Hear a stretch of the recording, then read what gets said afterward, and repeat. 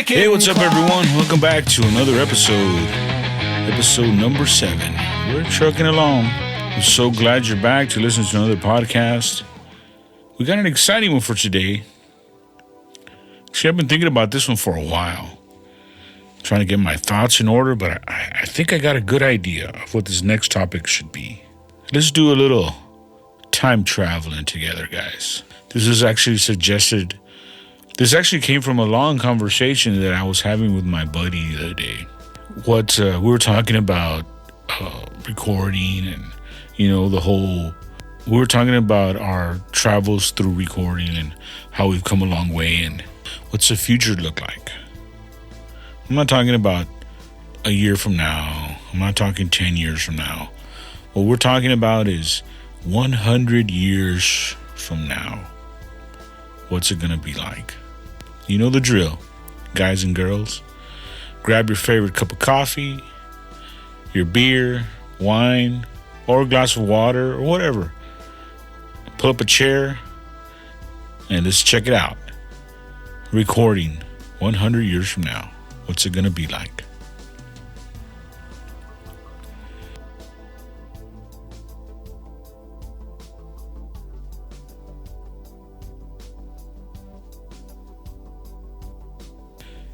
All right, so we were talking about this the other day. What's it going to be like in 100 years from now? Well, not to be all doom and gloom, but quite honestly, in 100 years, I don't feel like recording studios will be around. My idea is probably by that point, everything on Earth will just be recorded at all times. So let's say this is the year 2125, and perhaps they may want to check out a band from 2075. Why pull up the recording when all of life has already been recorded? They could probably go back to the exact second of some particular stage performance and hear all kinds of audio recorded from all the cell phones that were there, from all the satellites that are there, from every possible capture device that you can imagine. Brings us to the big question: what's a studio anymore if everything is already recorded? If you can pull any sound from a massive life archive, do you still produce anything? Would the engineers become more like curators of like a museum, but now you're more of a curator of sound? Let's say there's some big performance that happens in 2050 and the powers that be recorded with absolutely everything there. Would engineers be like, well, what are you listening to? Oh, you wanted to hear the best possible drum mix? Well, yeah, it was captured by, cell phone 3, 8, 115, 74, and 356. And from those, we managed to make this massive mix. Think about it. Everything would be recorded. That's what I think. I mean, data is going to be, it's already getting smaller and smaller and smaller, and we're able to record more and more for longer and longer times. So eventually, why stop recording? Think about it. If you can fit it all, if you can fit every single thing, why would you stop recording? Recording would probably just become just like air or water. Recording is just always happening. Would there be a reason to sing? I mean, I'm sure there's going to be some kind of machine that can take the best parts or even the crappiest parts of your performance and make you a massive, massive, massive rendering of what you intended to do. Would there be real, R-E-A-L, real recordings? Would those be more sought after than anything that was modernly produced in the year 2125. Crazy, right? I mean, I think about it. I mean, AI is here. If right now I can ask AI to get me the best EQing on this snare, the best EQing on this bass slap, that's today. That's 2025. Imagine 2125. Oh man, I can't even imagine. If you can already make a bass sound right now that is part bass, part acoustic bass, part synth bass, part sitar, and blend those all together into one bass tone, I can't even imagine 100 years from now. Or even crazier, the manipulation of overtones to get you to think you're hearing certain sub-frequencies that aren't even present. I mean, that was 10 years ago. Anyway, got off on a tangent there. I guess that's on the downside, but I guess there would be some positives to it too. One of the positives I think about is, like right now, I got one buddy out there who I think is probably one of the greatest guitar blues guy. And the guy has paid his dues, and when he plays, so many people go and see him. He's a great, plays from the heart, and he's the real deal. He's one of those guys that, he's the real deal. Just like Stevie Ray was the real deal, my buddy, he's the real deal. But this guy ain't never gonna record. I've tried to get him to record. I tell him, hey dude, come on in, bro. I'll cover the cost. I'll get you in here. Let's cut something. You're too good to not have a recording. And he'll be like, nah, gotta take off work, or I'd have to, he'll always come up with some excuse. But he won't come up with an excuse for when he plays live, because he does great playing live. So one of the positives I think of the future will be someone like that won't get lost through the time. Because someone like that would just always be recorded, because everything would always be recorded. So someone like that, every single performance would be archived. That's a great part about it. We've come a long way. We really think about it. Some of the early forms of recording, man, just blow your mind now. Some wax cylinders, can you imagine that? Wax cylinders. From wax to vinyl. From vinyl to tape, from tape to all kinds of digital formats. I don't know. No matter how I look at it, it seems dark to me. I mean, I'm trying not to be dark about it, but it's like I can see the erosion of privacy. It's gonna happen. If everything's already recorded, as far as through communications and emails and phone calls and all kinds of stuff. I mean, it's just not going to take long. It's not going to take that many more years so they can read your brain waves. Before you know it, they're going to be in your head. They're going to be recording everything in there. They're going to be recording your thoughts. It used to be you had to turn your thoughts into sound to get recorded, but I think at some point even those thoughts will be recorded in thought form. Because really, what are thoughts? A little bit of voltage, a little bit of biochemical reactions. In 100 years, they'll break that code. But there has to be good. Let's think about it. Maybe holograms? I would imagine the technology of holograms would probably be figured out by then. That's also another thing. I think in 100 years... Now, this one may blow your mind, but this is what I think. Like the way we turn in a master nowadays, I record the songs, I mix them, I get all 10, 12, whatever, 14 songs together, I put them in an order, I master them, and then I turn them in. But I think in 100 years, it'll be a little different. Even if, not just albums, but let's say whatever you create, a movie, a play, drama, whatever it is. I think in the future you won't turn in a master anymore.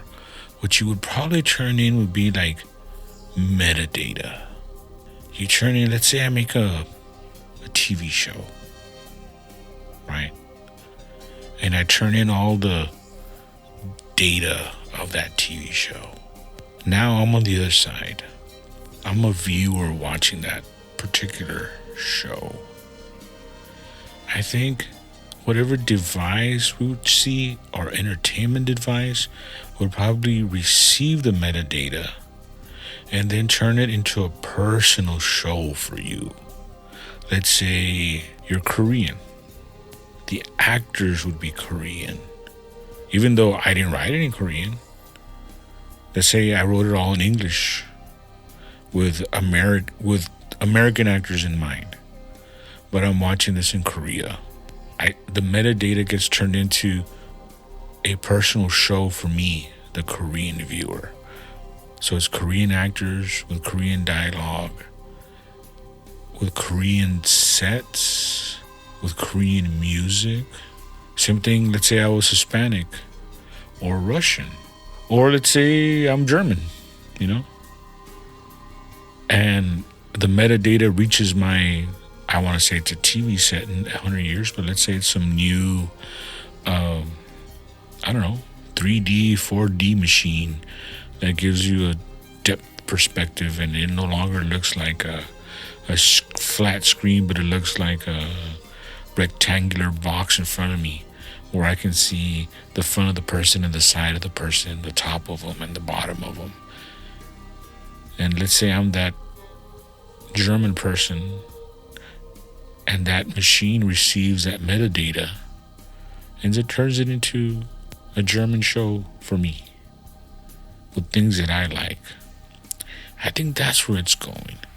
I think the data itself would be what you would turn in, and what the machines that are coming in the future, they're probably going to get that data and turn it into a specific show just for you, just exactly for your liking, which leads to even scarier thoughts. Man, I didn't want this to be a dark episode, but I guess that's where my mind is going. Like, I can literally see your consciousness slowly turning off. Man, that is a scary idea. But we're such creatures of routine. And we're such creatures of our own algorithms we don't even know. But imagine you wake up in the morning, you get up on the same side of the bed, you take the same steps to your restroom, you brush your teeth the same way, turn on the lights the same way. Imagine if your house knows you and, it turns on the lights for you and it turns them off for you and it opens a door for you and it opens a cabinet doors and gives you your clothes. Eventually that part of your brain, or that little person that used to talk to you, when everything's being done, you're not even gonna have to make the choices anymore, because I get up and I put my shoes on, or I put my slippers on, and I walk to the restroom, start my day. But if there was a machine that as soon as I got up, put the shoes on for me and got me to the restroom and opened the door for me and started the water for me and turned on the lights, oh man, so dark to think like that. But eventually, imagine that. Why would you need a consciousness? Why would you need a consciousness for the basics of life when the algorithm is going to take you there? Am I crazy, guys? Is this just the rants of a crazy engineer? And I just don't see it stopping. I guess because I've seen technology move so fast in the past 30 some years. I've just seen it go so quickly.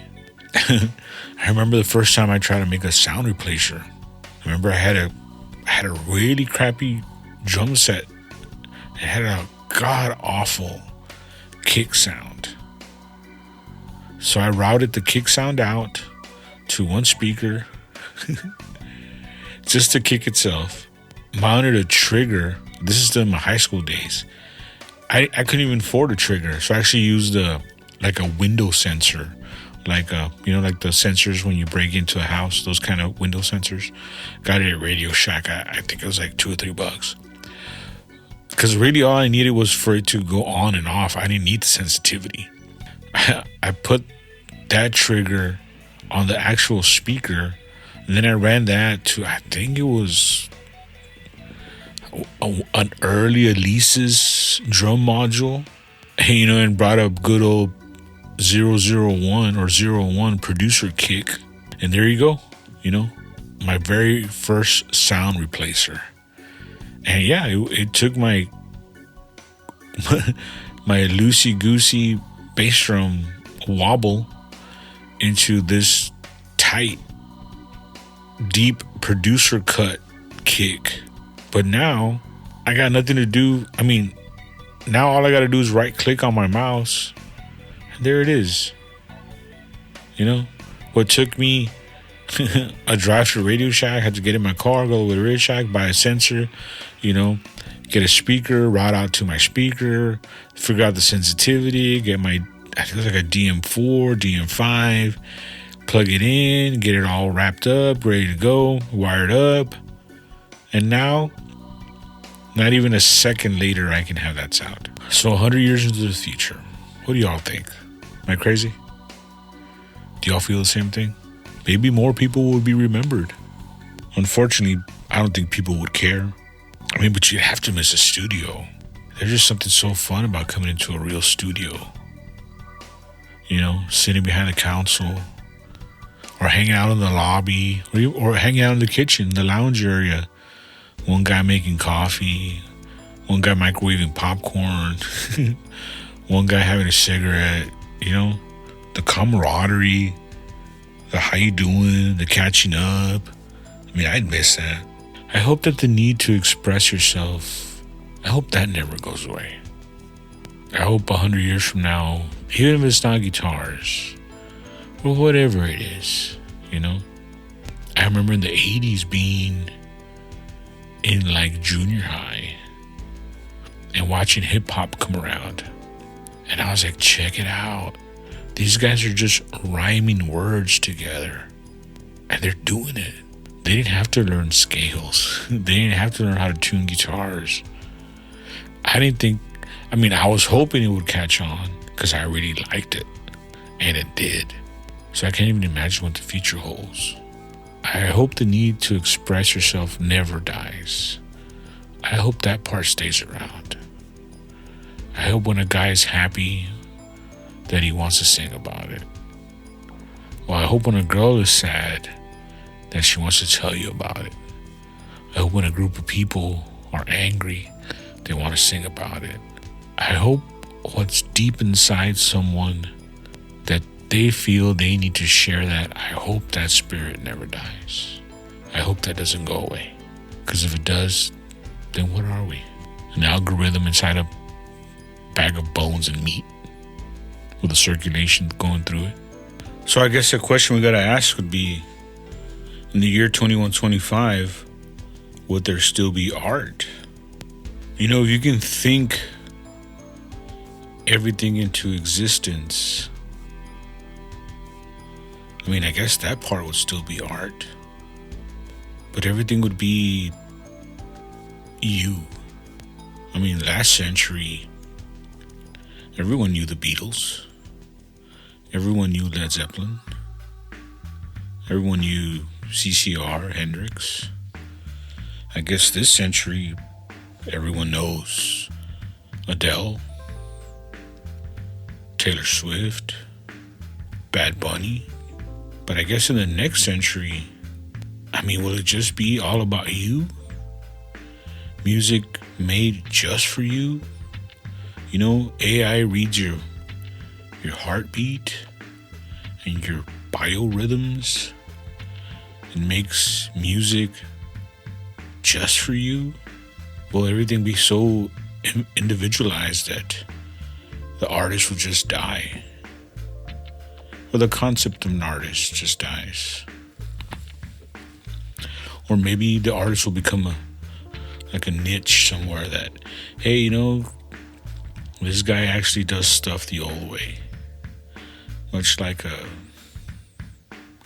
I guess, a blacksmith today who still forges metal compared to something that's mass produced. I would imagine fame would also die out, right? I mean, wouldn't fame kind of go out the window also? I mean, if AI is making you the perfect actor and the perfect actress with the perfect voice and the perfect soundtrack, you know, and the perfect storyline and the perfect setting, then I guess the concept of celebrities has to go also. I guess in the big picture, what makes someone special would just have to die off, because no one would be special anymore. The services special people used to create, now anyone could get.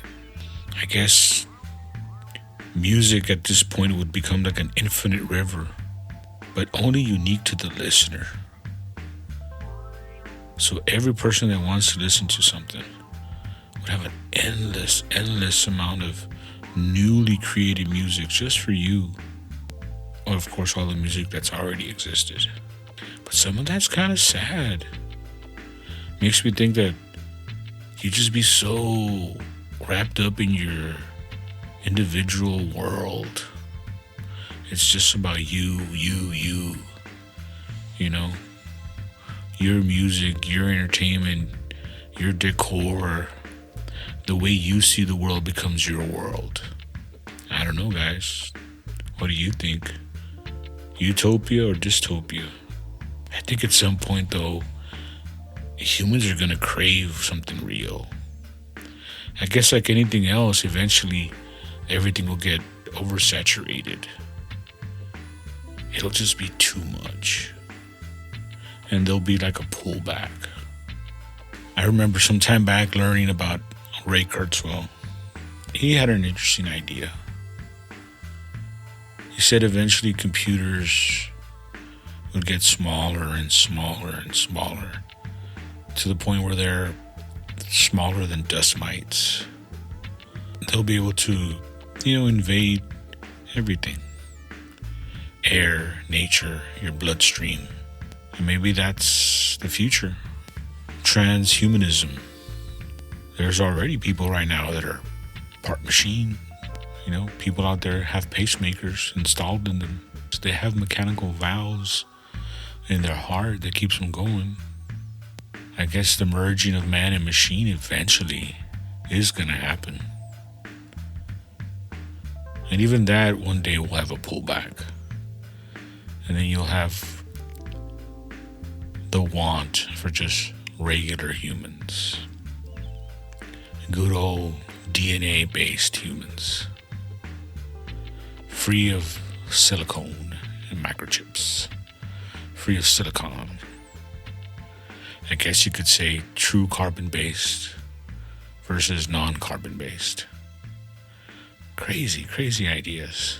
Well, guys, thanks for tuning in to another episode and another great podcast. I had a great time talking about this topic. I'm sure I'll be thinking about this for some time. Drop me a line. hangingoutwithchops@gmail.com. Yeah, this is a weird one. I kind of just went with it. Me, shooting from the hip, talking about what I really felt. Anyway, if you want to support us, buy me some coffee. Take it easy, guys. Catch you on the next one. Static hum in the dark night air. Voices rise, don't care if it's fair. Wasted time just sitting there. Hear it loud everywhere. We will wear. Echoes bounce off cracked walls. Laughs and rants, breaking all the falls. Questions asked to no one at all. Hanging out till we crawl. We're hanging out with chops. Time just never stops. Answers fade like drops on a broken ticking clock.